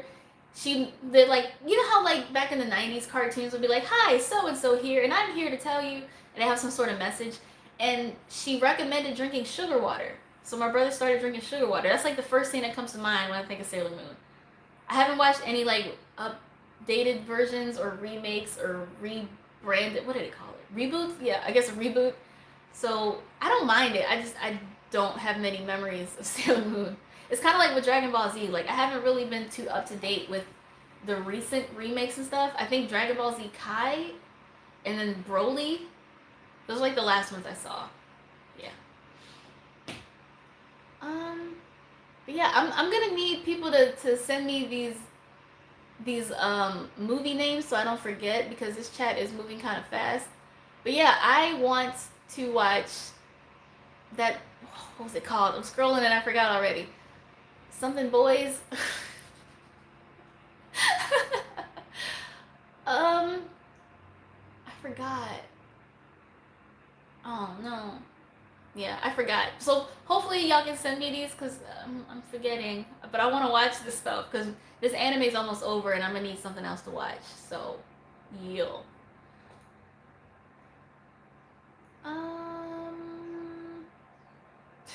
She woke up in a plantation. Yup. That's what I'm saying. The plot of Annabellum sounds so great, but the way they executed it was really dumb. And I don't want to spoil it because the way it ended, I was just like, bruh. It was so dumb, but yeah. It was good until it wasn't. Like, the plot sounds really good. I think if Jordan Peele directed and wrote it, it would be way better. But it's just, it's just okay. But I definitely want to see that thing with Journey Smollett. All right. Top Boy. Thank you. Top Boy. I gotta remember that. Let me just write that down. Yeah, that's what we can do. Like, forgetting about writing shit down. Okay, Top Boy. And then, what was that other one? With Journey Smollett. It was something sci-fi on HBO. Oh wait, I can go to Super Chat. It should be there. Lovecraft Country. Y'all think I'm joking? I'm about to watch this. Lovecraft Country, Top Boy. Are there any other recommendations? Because I'm gonna just write this down like right now. I want Drake produced Top Boy. Dabir Udit. Like Drake? Like Canada Drake? That's so random. Really? Wow. Amber ASMR, what anime are you watching? Sorry, I'm late. What is this called again? Kaichu... Where'd it go? Oh, Kaichu wa Maid Sama. They said it was supposed to be like Peach Girl, and I guess it kind of is. But I used to love Peach Girl. I think I watched... That's like one of the only animes I rewatched. I think I rewatched it like 3 or 4 times. That used to be my... I was so happy she picked Kairi in the end. Take? Wait, what? Winter Bear Girl, I said take. Baby. EastEnders. Alright. EastEnders. Are these all on Netflix, by the way? I know the Lovecraft Country is on HBO, but I got Xfinity to go, so I can watch it there. So... Baby, no tension. Oh, Forgotten. Got it. Thank you. Forgotten. Ronnie in 2410. Alright. Yay, my weekend about to be set. Well, actually, tomorrow I do have like a gallery thing I'm going to, which is like one of my recent outings. I was actually asked to finally go out and do something, which is rare for me these days. But yeah, I made sure that it's not going to be too many other people. It's only going to be me and 2 other people. And going to an art gallery showing somewhere. So that'd be great. We'll see. Baby, no tension now, baby. Not EastEnders? Is it bad? Did I pronounce that wrong? I'm slow. These comments, like, they literally show up for like 4 seconds and then it fades out. Like, there's gotta be a way for me to keep them here.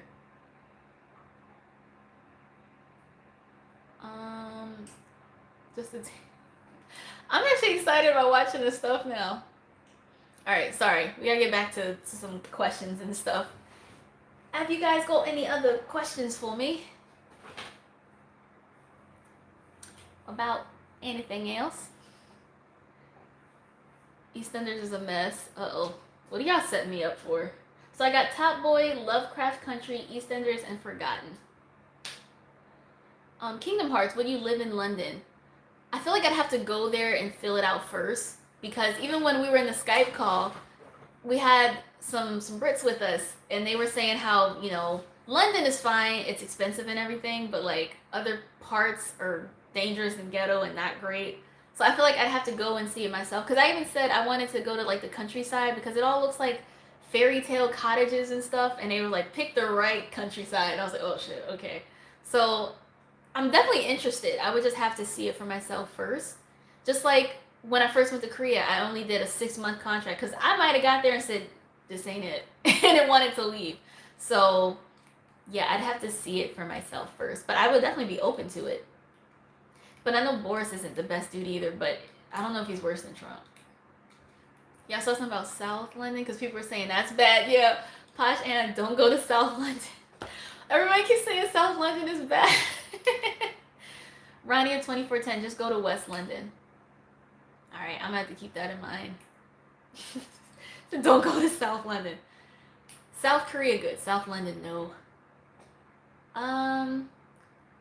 Dabir Udin, please visit the UK. You'd love it here. We're great and mostly woke. Come to London and visit Stratford upon Avon? Stratford. I feel like I would get on people's nerves around me by just wanting to hear them speak. I'd be like, can you just talk to me? I just want to hear you talk. They'd be like, what? Sorry, I'm American. We're weird. Oh man. Kayla Kacha MTZ. Sis, I thought it said CC. Sis, I got to say that around my neighborhood there are a lot of Biden supporters. Only found 3 Trump supporters. That's great. That is really good to know. I really do I feel like he's in the minority. Like people are it's sad that it took a pandemic for people to be like, you know what, maybe he's not the best to be president. But slowly but surely, I think people are getting there. What worries me more is how he's going through all these blatant and not at all subtle attempts at cheating. Like they're trying to confirm the 5th seat on the Supreme Court, the 5th conservative seat, because they can use the Supreme Court to literally steal the election. So that's one of the things they're trying to do. They're also trying to do away with mail-in ballots and stuff. They have said there are already like 60 million requested mail-in ballots, and that's a record. And they're trying to get rid of those. He's already saying how if he loses, he's not gonna just leave peacefully. He's like, oh well, I think if I lose, it's gonna be riots in the streets. People are gonna be. It's not gonna be a good situation. Not good at all.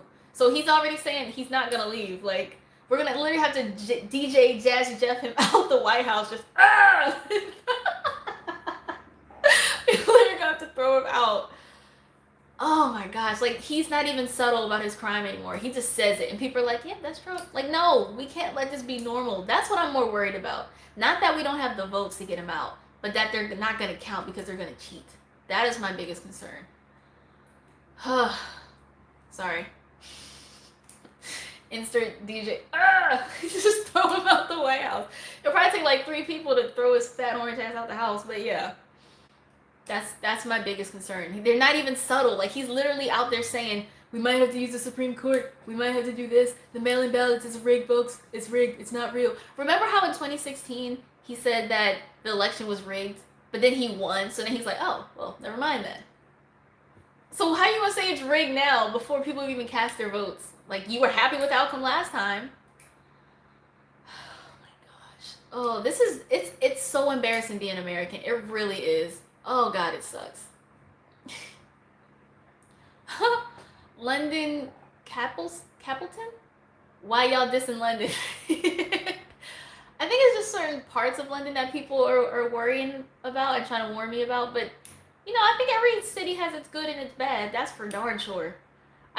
When I think of the UK, I just imagine posh and well composed Brits, and they're so woke and so smart because of how they sound. So it's hard for me to imagine like a ghetto in a city like London, for example, but I'm sure it exists. Like I was watching this show on Netflix. It was all about CCTV footage because they said that was it the UK has like more CCTV cameras per person than any other place in the world, which makes me feel safer. I feel great knowing that there's cameras watching all this stuff going on. But it was a lot of like pub brawls and people fighting girls and fighting in the streets, and I was like, it looks like it's from like somewhere in the States. Like I was like, this is in London, no way.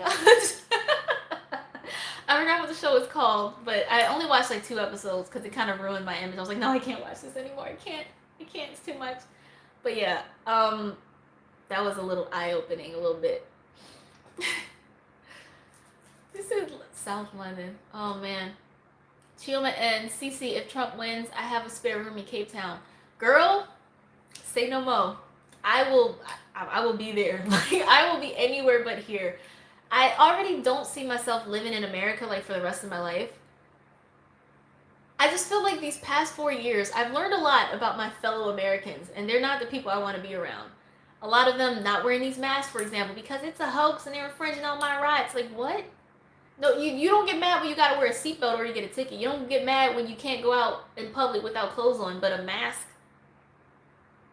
That just shows how people here just don't care about each other. I don't. And then with all the racial injustice on the rise once again, and then once people start to gather again, I'm sure gun violence will be up. Mass shootings will probably go back up. Because there's already been a lot of localized shootings in America. This is not the country. This ain't for me. I don't plan to live in America, like, permanently. It's definitely not. I just don't know where.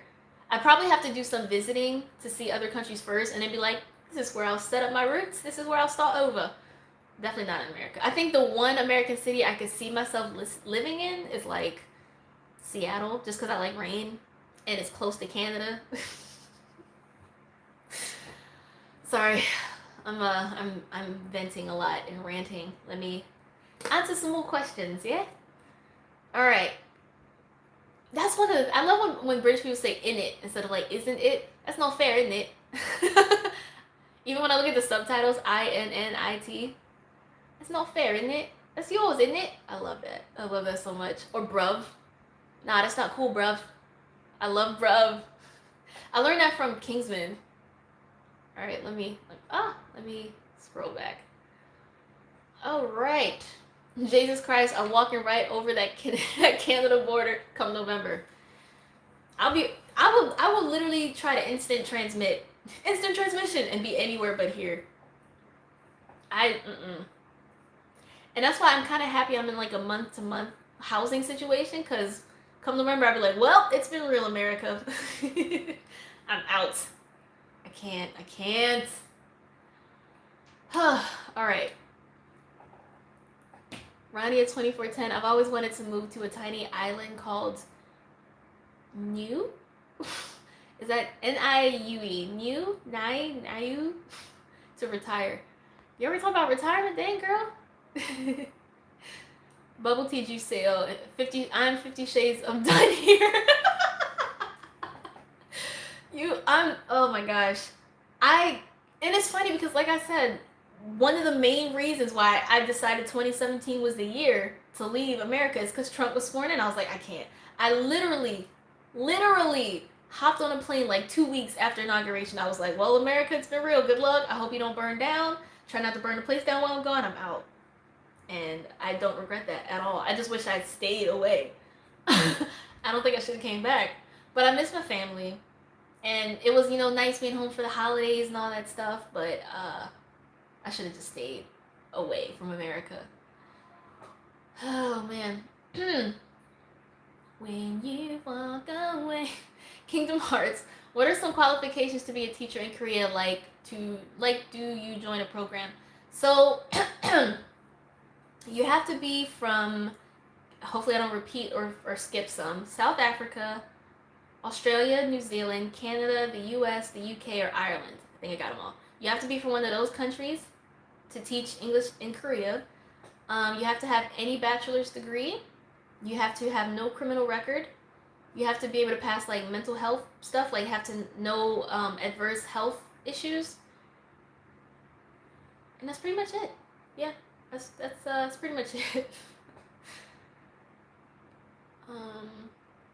Alyssa Clack. As a British person, I hate when people talk like that. I'm sorry. Yeah. I can't help it. Like, I dip in and out of the accent. And like I said, when I met up with Lana Summer, she's British, and I did that, she thought I was mocking her, and I was like, no, I'm so sorry. It's just a weird habit. I used to do Stewie, and now it's British. I can't help it. I don't mean to be offensive. It's just, I love the accent, so I just go in and out.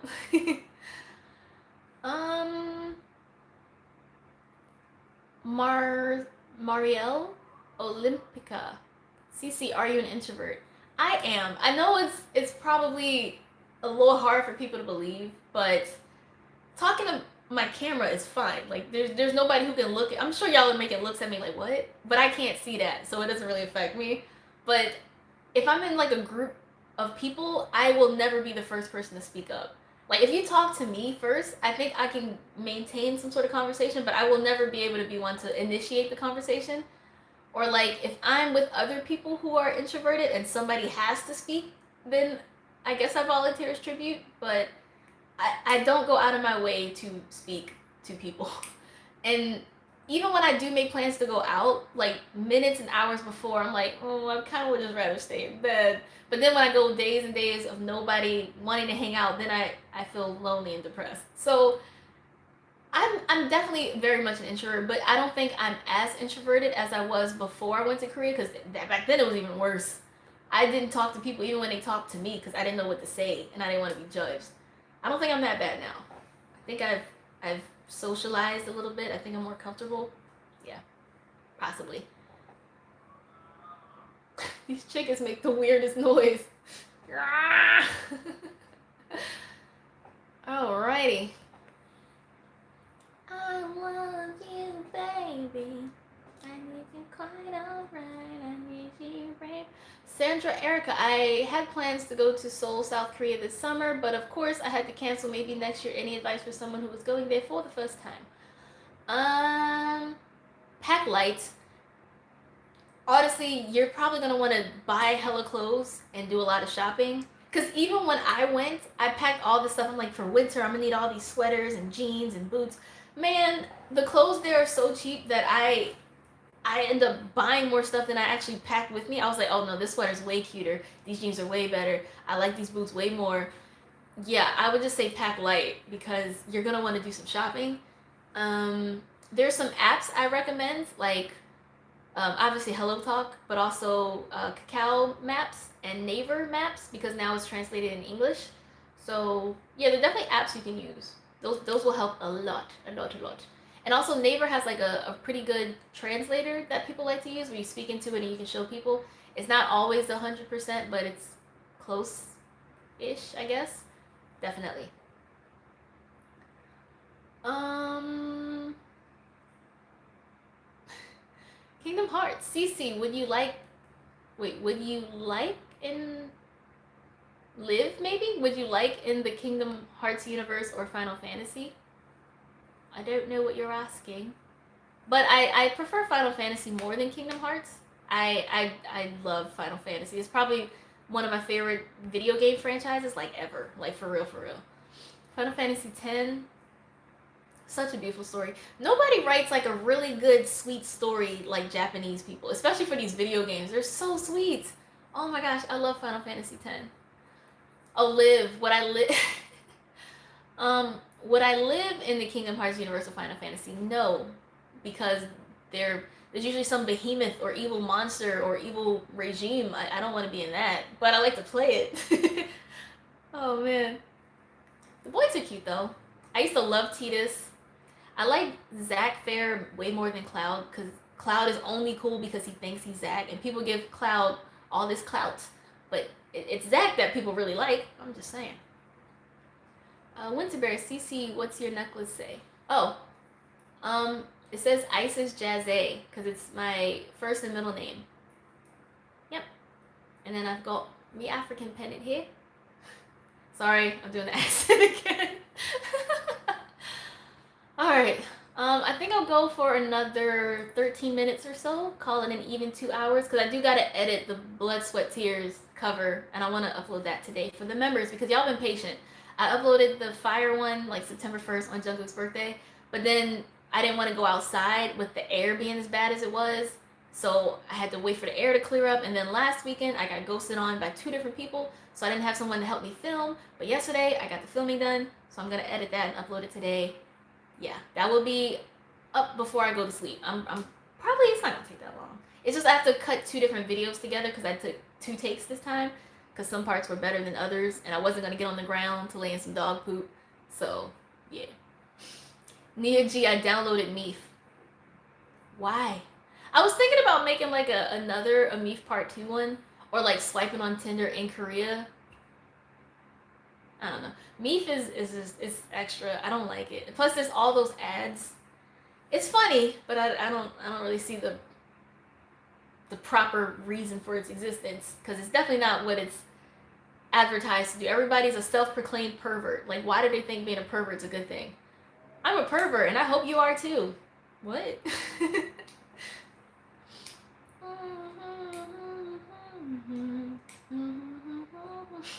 London Capleton. If I'm still broke by 18, I'm finding a sugar daddy and taking his money and moving to Korea. Well, damn. Anthony, where's the vlog in Korea? I'm not sure what vlog you mean. I don't have any more vlogs that I haven't really uploaded from Korea. I have like some small footage stuff that wasn't quite enough content for a full video that I decided to show channel members. Like when it was supposed to be this whole thing, but like I went to the laundry pizza because I was like, BTS film stuff here. And then we went to a batting cage, but I was supposed to vlog our night clubbing out too, but I left my camera and then I ended up getting a little drunk, so filming would not have been great. And it just never became the full video it was supposed to. So I edited that together, but it literally ended with dinner because I didn't make it to the club with my camera. So yeah, I don't think I have any vlogs from Korea that are unuploaded though. I need freaking more. That's why it's like stressful because I don't want to run out of stuff to tell you guys and to talk to you guys about because everything that I give you is old. It's like, so 2 years ago, so last summer, last winter, 3 years ago. I want to try to keep my information and advice relevant, which is hard to do during a pandemic because I can't like go there myself and experience stuff in the present real time for myself to share with you guys. So that's really frustrating. And that's why there's been so many story times as of late because all I can do is live off of my stories from what happened 2-3 years ago. So it's really frustrating. I really miss vlogging. I miss just walking around and going to this cafe, being by Han River. Oh, it's so depressing. Fucking virus. It's so frustrating and it's so preventable. That's what just makes my head want to explode. All right. Oh man. I didn't even wash my face today, did I? Oh wow. That's why I'm so shiny. Ugh. All right. My hands are so greasy now. Um.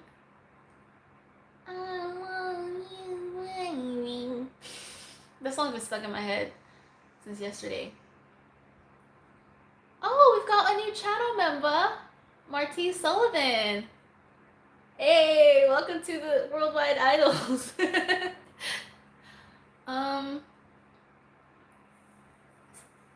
Aladdin CC, is there a neon district or a cherry blossom walk in Japan? Well, see, and that's the thing that sucks. When I went to Japan, it was August, like humid, mid-August, so I didn't really get to see any cherry blossoms or anything. As far as like one neon district, there's several, like neon artsy districts and like shop here. Like that's like their thing in Asian countries. A billion neon lights, like telling you to come here, shop here, check this place out. But none that.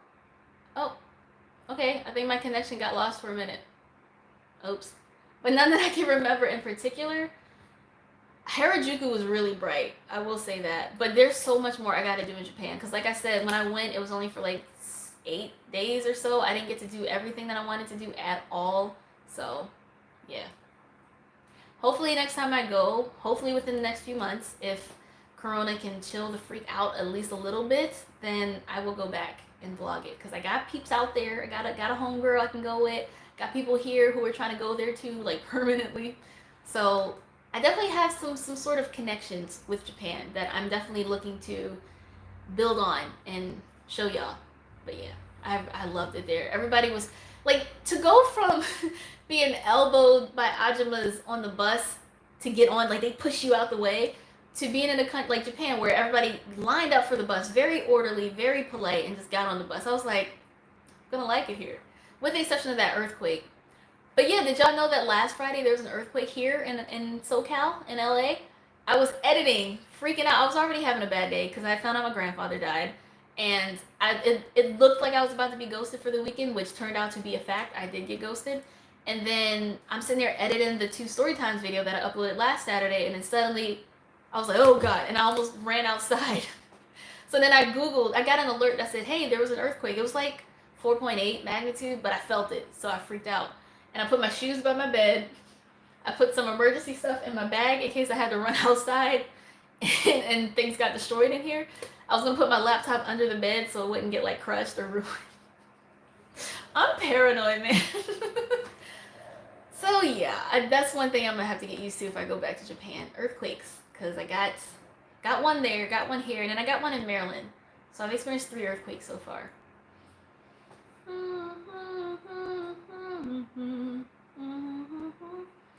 Marie, what's the best time of year to visit Korea?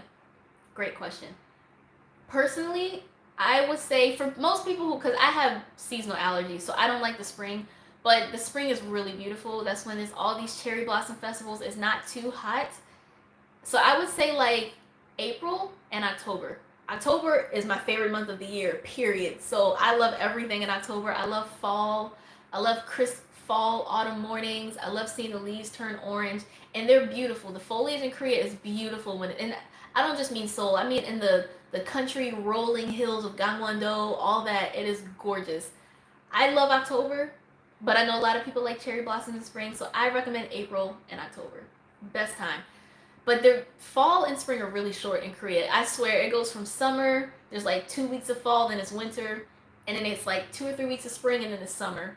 Summers and winters are pretty long. And then climate change is not making that any better. So go while you can.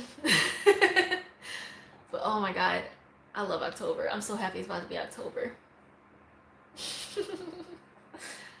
All right.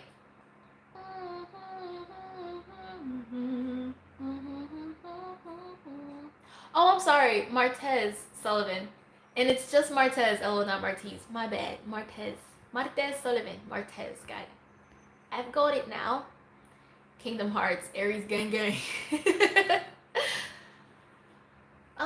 Cam 413. Ooh, 413, that's my birthday. April 13th.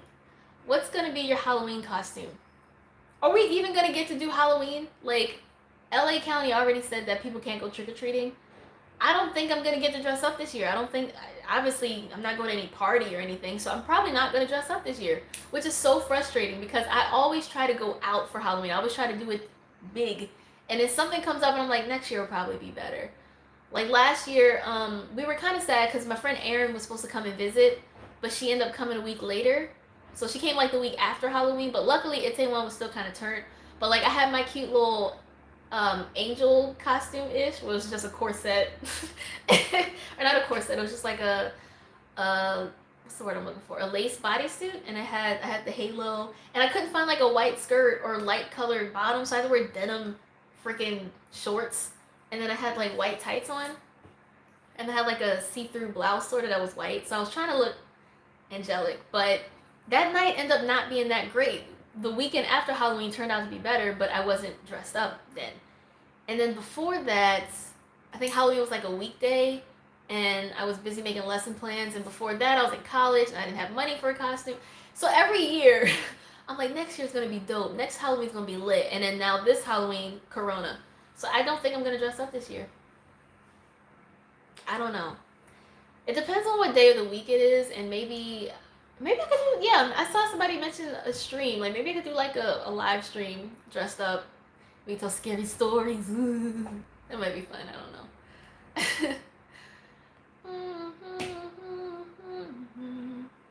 Maybe I could do like a cosplay thing. If you haven't noticed, I really want to do cosplay. I've always wanted to do it, but I never had friends who were interested, and I didn't want to do it alone. Like even there was hope because I remember in high school we had this anime club. Like we started an anime club in high school, and we all were like, oh, we should have like a day where we bring our costumes and we put them on after class and we go to the club dressed up. And we never got enough people who wanted to do it. So that was like my last closest chance to doing cosplay, and that was in like 2009. So it's been a long time. I'm gonna do it sometime this year though. I'm pretty confident with that.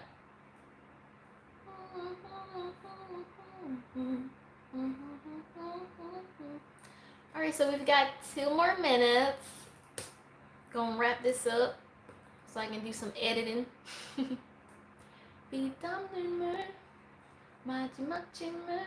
Aladdin, dang, I want an anime club. We just started it. Like we just got in touch with the right teachers and the principal, and they gave us a classroom once a week. It was like Wednesdays or Thursdays after school, and we only met her for like an hour, but all we did was talk about anime. Like it wasn't anything official. We just, so did you guys watch this anime? Oh my god, it's dubbed now, it's great. Like that's all we did, and it was anime club. Dorks, we're such dorks. All right, so I think this might be the great point to wind things down and start my farewells and all. I really got to figure out what's going on with my laptop because this is really, really frustrating. I even scheduled it. I was like, all right, problem solved. Like I thought it was set. I'm ready to go live, and it's like, oh, you got to set up your encoder. I was like, I did that. So I don't know what's going on with this. Hopefully this is the last time I have to do this awkwardly on my phone. I'm gonna play with this around, and maybe I'll do like fake live streams. So if y'all see that, disregard. And I'll try to schedule the one for next Friday so people know the time. I'm gonna do the time zones and stuff again because I think that might have helped people out a bit. So, this is the end, and I'm grateful you guys spent 2 hours of your Friday with me. Thank you so much. Thanks for watching if you did.